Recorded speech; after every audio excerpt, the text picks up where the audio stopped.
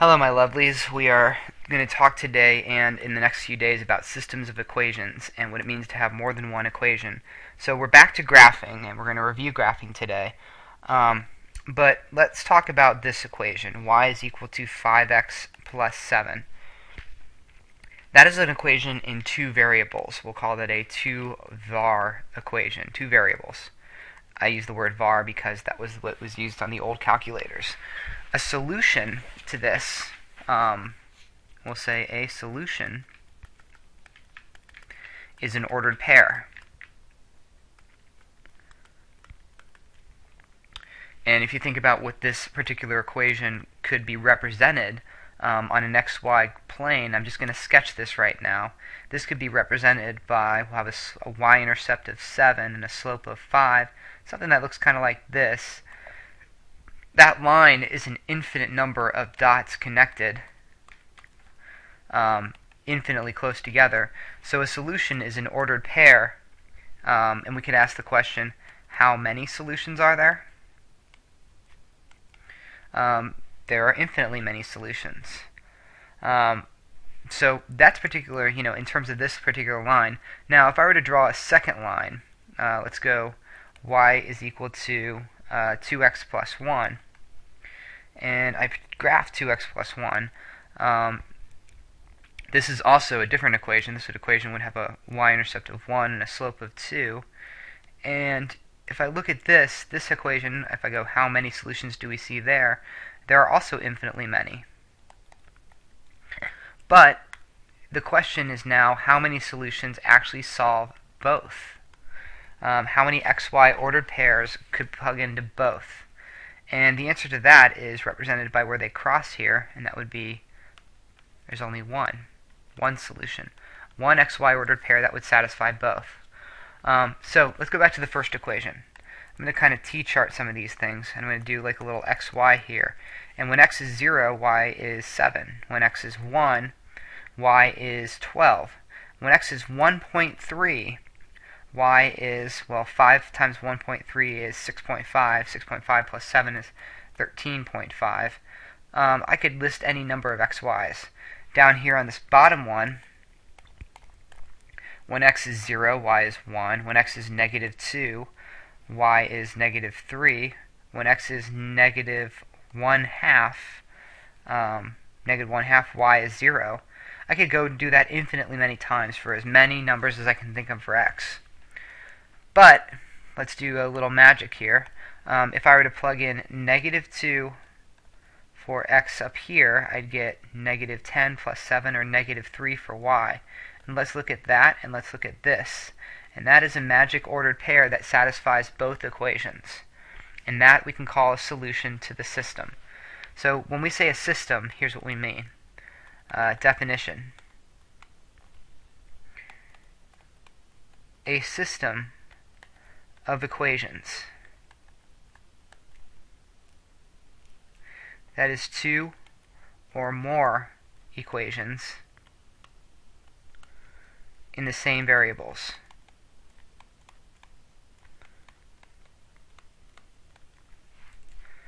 That means usually x comma y. So I could kind of create this little chart here where if we have number of variables and number of equations needed, if we have one variable, we only need one equation to find a solution. But now we have two variables, and we're going to need two equations to find the solution. And this is where we're focusing our efforts on today. We will soon get to three variables with three equations, but that's coming. So right now we're going to talk about two variables with two equations with these particular class examples. Let me take a little break here for a sec. Determine if 411 is a solution to the following system shall all work. Right answer and explanation in a complete sentence, and I did not give you a lot of room. My apologies. 411, that is an x comma y ordered pair, and that means that if it's going to be a solution to this first equation, I could plug it in and make that statement true. So let's check the first one. 2 times 4 minus 11. Does that equal negative 3? Question mark. Well, that would be 8 minus 11 equals negative 3. Duncan, if you see me writing horizontally, please yell at me tomorrow. You were supposed to do this vertically. I just didn't give a lot of space. No one tell Duncan to yell at me. It is up to him to make sure he does. Let's go with the, oh, yeah, that's true. 8 minus 11 is negative 3, so we'll check there. Let's check the second one. 3 times quattro plus 11. Does that equal 1? 3 times 4 plus 11 equal 1? Question mark. That is a big fat no. Because that would be the same thing as saying 12 plus 11 is equal to 1. And that's not true. So, no. Because it doesn't satisfy both, what I can say is, here's going to be a complete sentence. The ordered pair, if I can spell right, the ordered pair for 11 does not satisfy the second equation. So it is not a solution to the system. Okay? That's a big, important sentence. Because the ordered pair 411 does not satisfy the second equation, it is not a solution to the system. In order to satisfy the equations, to be a solution, it must satisfy both equations. Okay, let's go to number 2. Use the graphing method. This is going to be graph and see where they cross. This is kind of a fun, exciting method, for me at least. So, I'm going to yellow highlight the first one. I'm going to take the first one and draw an arrow down. And we are going to graph this thing. Y is equal to x plus 4. I want to kind of recall something from a long, long, long time ago, not that long ago. Y is equal to mx plus b, where m is the slope, and b comes from 0, comma b, which means it is the y-intercept. So if I take y equals x plus 4, I know that the slope is equal to 1, and b is equal to 4, my y-intercept. I'm going to take that b, and I'm going to plot an ordered pair at 0, comma 4.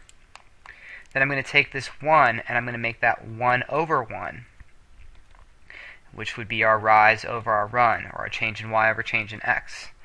I'm going to go and plot dot, dot, dot, dot. Why am I doing this more times? Didn't your middle school teachers tell you you only had to do this like once, and then you could take a straight edge and connect?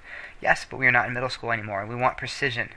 I also don't have a straight edge that works on a touch screen, so I'm going to have to do this by hand, which you shouldn't do. Take out... Oh, wait, never mind. I got a wood thing here. Like a coaster that's going to kind of work because I don't think it's going to touch the screen. Sweet. Okay, 1, 2, see, it wants to, hang on. Okay, that kind of works. We'll sketch the rest of this, or not. I can just hear Gino making fun of me. Okay, there's the blue line, as best I can with the straight edge. Remember that that represents an infinite number of ordered pairs that make that first equation true. Okay. Now I'm going to take green highlight, and I'm going to green arrow down, and we're going to do this next one in green. I must solve that for a y, so we're going to subtract 3x over and make it 2y is equal to negative 3x plus 18, and I'm going to divide both sides by 2. Y is equal to negative 3 halves x plus 9. That is now my equation in slope-intercept form, with a slope equal to negative 3 over 2, and a y-intercept of 9. This means I'm going to go up 9, and then negative 3 over 2, I can make that negative 3 over positive 2, or 3 over negative 2, either way. Up 3, left 2, or down 3, right 2. And it's probably easier to go down 3, right 2. And you can see I've got a crossing right here that's part of both of them. Now I'm going to keep going down 3, right 2, so I can actually get the entire graph. And then I'm going to do, as best I can, a sketch of this line. I'm going to freehand this one because I don't have a good straight edge, but you guys should. Okay, so this is the sketch of the line, and if I look at my ordered pair, I have an ordered pair that represents the solution. So we're going to kind of pull that over here and say that that is the ordered pair, right 2 and up 6, that is 2, comma 6. In parentheses because it's an ordered pair, and then in braces because it's a solution, and circling because we like to circle things. So that's the solution to the system of equations. Okay, let's go to number 3. Number 3 has 2 lines. Let's do the yellow highlight first. We see a lot of fractions. I'm I'm going to clear fractions. We're going to do an LCD here of 6, and I'm going to multiply both the left and the right sides of the equation by a 6. So if I multiply the left side by 6, I get 4x plus 3y, and the right side I would get 12. Then I'm going to take this and I'm going to solve it for y. So 3y is equal to negative 4x plus 12, or y is equal to negative 4/3 x plus 4. I'm going to state the slope and the y-intercept, and I'm going to create some more space for myself. So my slope, m, is equal to negative 4 over positive 3, and my y-intercept, b, is 4. I'm going to go up 4, and I'm going to put a point. Then down 4, right 3, and up 4, left 3. Remember, negative slopes go downhill if I was a person on there. I'm just going to kind of continue this through the rest of the graph. I'm even going to put some halfway points because I'm going to try to connect this by hand, and it's going to be a lot easier if I have these like more dots in place. Okay. Then I'm going to connect this. Oh, those dots weren't correct. That should be here, and that should be here. Sorry, I know I'm wasting your video time, but suck it up. I'd tell you a story, but I don't have any right now. Okay, there we go. Connect, and connect, and that's about as straight as I can get it with this. Let's do the next one. Take this thing, solve it for y. So I have 3y is equal to negative 4x plus 12. Do you notice something? Y is equal to negative 4/3 x plus 4. Same thing. And if I were to graph it on top, I would actually get like the same freaking line. Okay. What is important is not the result. What is important is what this means. Here on the left, no, just kidding, on the right, I'm going to write what this means. It means it's the same line. It means that the two lines coincide. It means that there are infinitely many solutions. And it also means that you are not going to ever use any of these as your solution. You will see these on answer keys. The answer keys that you see them are wrong. Why will you see these on answer keys? Because they creep in from time to time. Don't use these. Your solution is every point on this line. That line is your solution. So here's what we're going to do. When the solution is, quotes, same line, you will write a new kind of complicated set notation. All the xy ordered pairs. You're going to put xy in parentheses, in parentheses as an ordered pair with a brace before it, such that, a colon, and then you're going to put the equation of the line in y equals mx plus b form. So, let's do the solution for this line. I'm going to do it right here. I'm going to kind of erase this thing. It's going to be all the xy ordered pairs such that, and I'm going to write the equation in slope-intercept form. Y is equal to negative 4/3 x plus 4. Close brace, and circle. This is my answer. Weird. We cannot ever write this thing, because that is a number line, and that makes no sense to put that for this solution. So don't put a real numbers. Just put the answer in set notation like this. You're going to want to refer back to this thing. You're going to want to look back and see, wait, how did I do that? So kind of recall, circle that you have example number 3 here that shows you how to do it when they're the same line. Okay, that's a lot of marks for this one. Let's move to the next example. So we got 2 lines here. Let's take the yellow, and we're going to solve it for y. So I get y is equal to negative 2x plus minus 4. I have a slope m of negative 2 over 1, and I have a b, y-intercept, of negative 4. I'm going to go down 4 and put a point. Then I'm going to do the slope of down 2 right 1 as many times as I can, and up 2 left 1 as many times as I can. Then I'm going to make a solid effort to connect this line.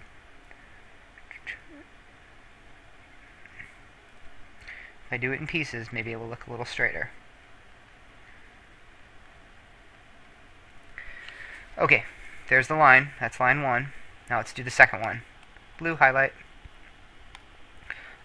for blue highlight line that I'm going to do in green because I'm just being weird, with 5, well, let's solve it for 3y. So 3y is equal to negative 5x minus 6, and I get y is equal to negative 5/3 x minus 2. Okay, negative 5/3 x minus 2. So I'm going to graph that. Let's graph that in black. Minus 2 would be right here. Let's put our m is equal to negative 5/3 and b is equal to negative 2. So negative 5/3 would be down 5, right 3. 1, 2, 3, 4, 5, right 3. And then up 5, left 3. And see how it's kind of getting closer and closer? Up 5, left 3, bam. There we have an intersection point way up there. These two lines looked like they were almost parallel, but they weren't quite. They just kind of branch off very subtly. This is going to be hard to graph without a straight edge, but I'll do my best. But the point is, we want to get this ordered pair right here kind of listed. So I'm going to pull that out and count over 1, 2, 3, 4, 5, 6, negative 6, and then up 1, 2, 3, 4, 5, 6, 7, 8, positive 8. Brace, brace, there's my solution. Trace mas. Let's go to number 5. Take yellow highlight. We're going to solve it for y. Negative, or 2y actually. Let's do 2y is equal to negative x plus 5 and divide by 2 to get y is equal to negative 1/2 x plus 5 over 2. When I have something like this, okay, we can deal with it. I can actually do a slope of negative 1/2 and a b of 5/2 is 2.5. So let's go up 2.5, and then I'm going to go down 1, right 2. And you can see that it actually crosses right here in that point in between them. So I'm going to go down 1, right 2 from those now, just to kind of get them in exact crosshairs, because that's going to be a little bit easier when we connect the rest of the graph. But let's say I wanted to do the original ones, I could actually just kind of do all the half points in between there. And you see how I'm forming a nice, neat dotted line that I can then connect.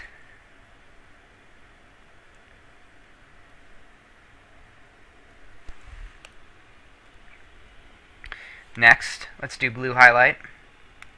If I pull that down here, I've got 4y is equal to negative 2x plus 2. Divide by 4, I get negative 1/2 x plus 1/2. So if I go plus 1/2, I go up 1/2 here.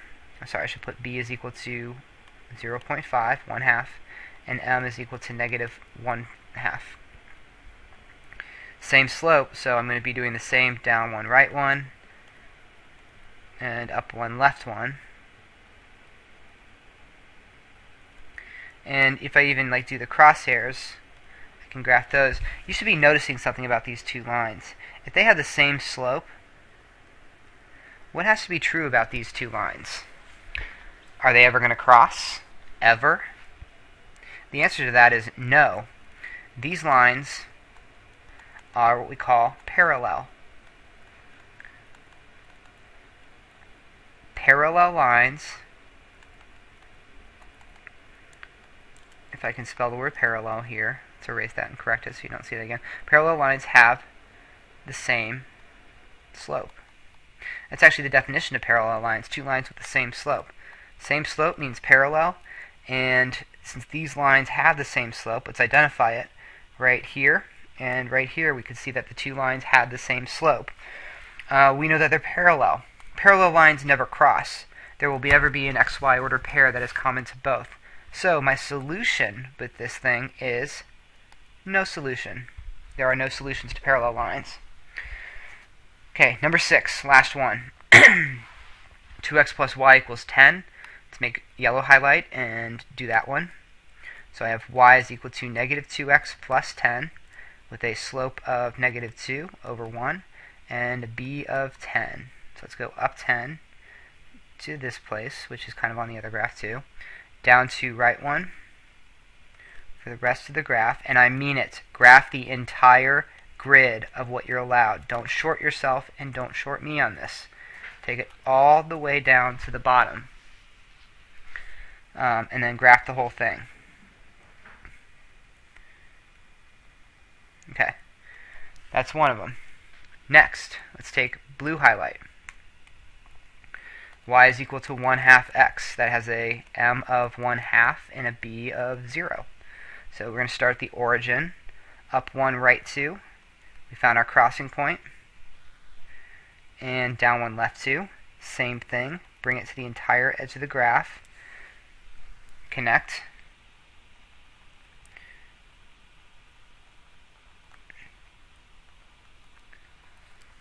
And we have an ordered pair crossing right here that I'm going to pull out as 1, 2, 3, 4, 2. 4, 2. Brace, brace.